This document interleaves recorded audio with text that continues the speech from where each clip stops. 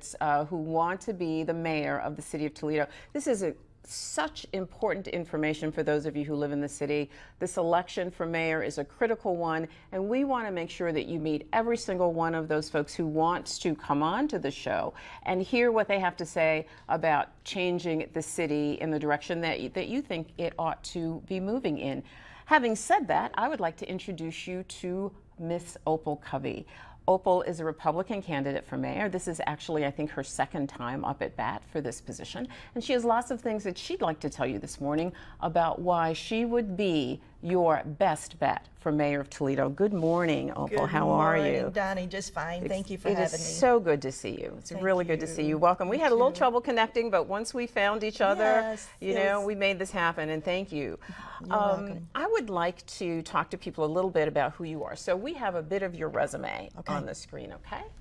Let's get that up there. You are one of 11 siblings. Lucky you. What a great thing to have. You graduated early from Carrollton High School, had a long career as a secretary. Probably one of the things that you're most passionate about is your position as an evangelical minister. You are a chaplain in the Lucas County Jail. You were a businesswoman, having run multiple businesses here in the city of Toledo, and you are, all of those things make you passionate about running this city. Is that right? That's right. That's true. But a little bit of correction. This is my fourth run. Your fourth run. Fourth I'm sorry, my mistake. Fourth run. That's okay. This might be the charm then. I think it is. I really feel it. You know, one of the things that I think people should understand about you is your tenacity. Not only is that tenacity expressed in the fact that you are continuing to pursue this dream of being mayor, and this is your fourth time doing this, but your background has been one of, you know, considerable hardship. Abusive parents. Yes. Really abusive parents. You've lived in shelters, you've lived in cars, you've lived in places where you probably don't want to go back to again. No, definitely not. How does that affect this run for mayor? Well, it affects me in this way that I know the hardships of the people by experiencing it personally. You know, living in shelters when I would become evicted from some of my businesses that I ran and developed in the city of Toledo. It just, and then one time, there was a time when there was a couple men, they were trying to rape me. And you know, when I laid there on the floor, and knew that I was going to be raped and knew that I was going to be killed, it gave me the feeling of how other women felt when this happened to them. So I know all of these things that has happened to me in all these past years, and even since I've been in Toledo and otherwise, has prepared me to be a better mayor. You feel a strong connection to the people of this city. Definitely. These are my people. They're my children. You know, I just told you a minute ago about Facet Street, how that I had 64 kinds of penny candy for the little children. I cater to little children. I'll tell you what is my pride and joy is the helpless, the homeless animals that were thrown at my door that I could help. My passion is feeding the hungry. I would set people up at my snack bar and just, you know, make them a big hamburger. They had something to eat. Make sure. Weekends, you know, when the shelters were closed, they knew they could come to Opal. And out of my country store, I'd fill them up boxes of food and send them on their way. So this has always been my compassion. Never wanted any publicity, you know, for it. But now, you know, as you asked me, it's my passion to help the poor, the people that are on SSI. I minister to all the time. They have drug problems in my neighborhood. It has been bad. But we don't have that much anymore, but still there's a lot of work to do. A lot of work to be done over there. You said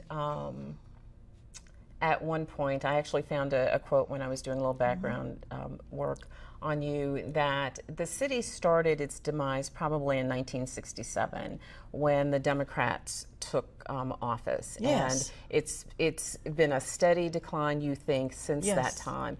How do you think being a Republican and being in that office will make a difference? Do you really think there's that much difference between Democratic leadership and Republican? Yes, ma'am. Tell me about that. I do. Tell me about I feel being a Republican is the best thing because most of my life I have been a Republican.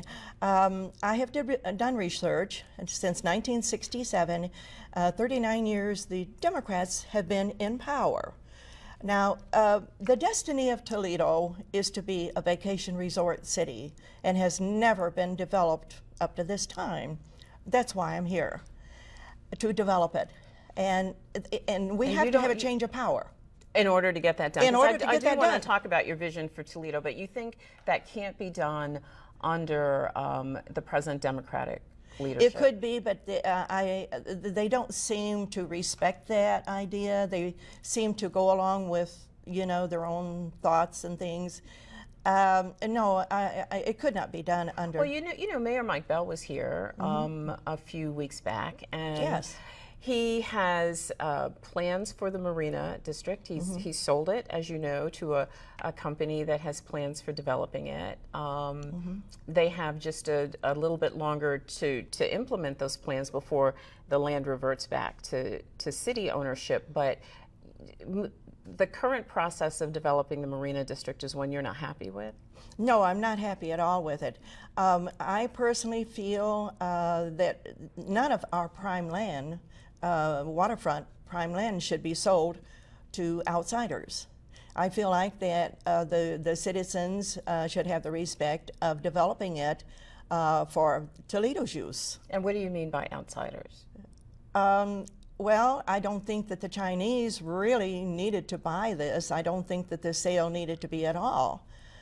Because I have plans. First of all, I have a vision to put an amusement park where Promenade is, and that will jumpstart the vacation resort city.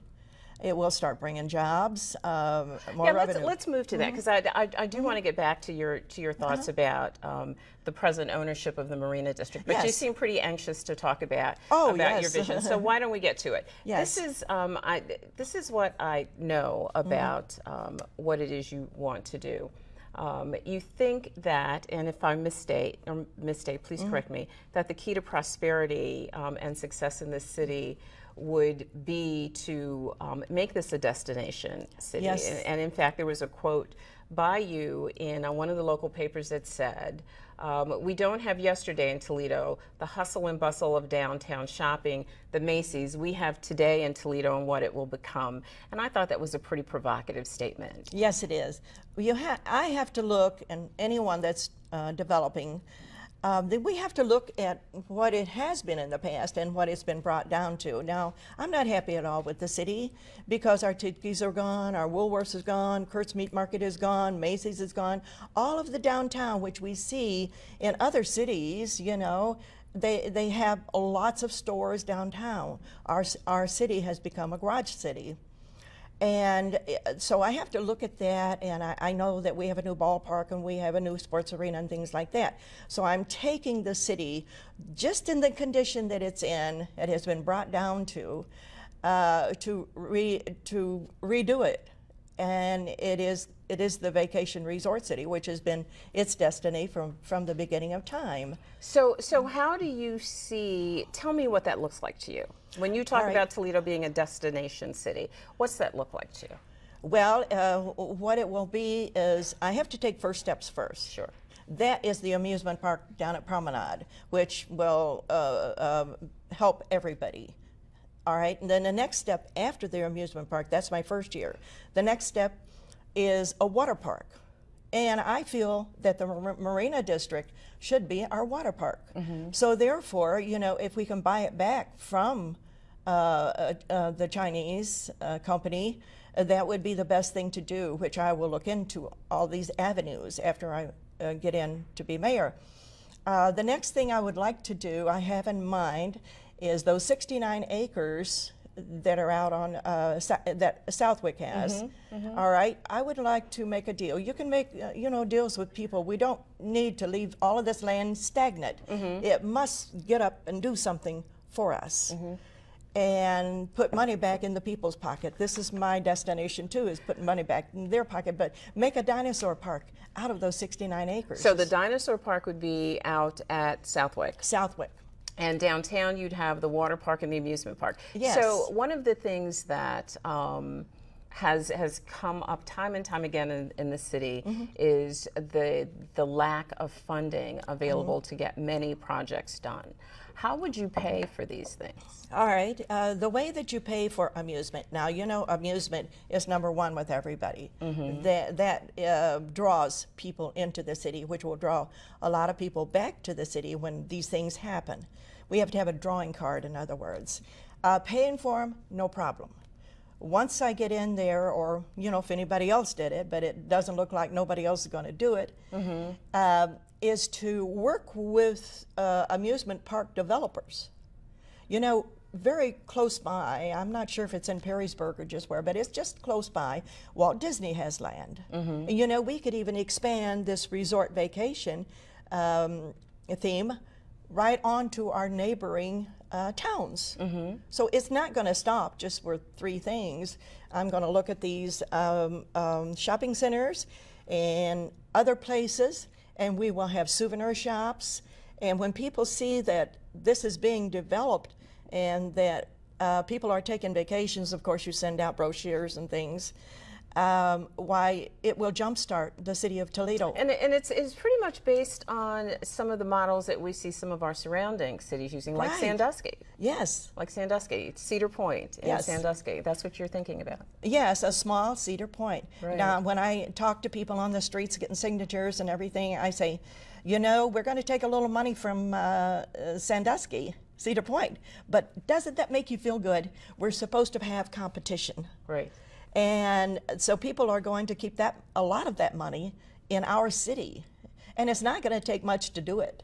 Well, you hold that thought. When we come back, I want to talk to you about how you think that helps economic development and some of the other issues that we have in this Why, city. sure. Okay. Stay with me. No problem. We'll be right back.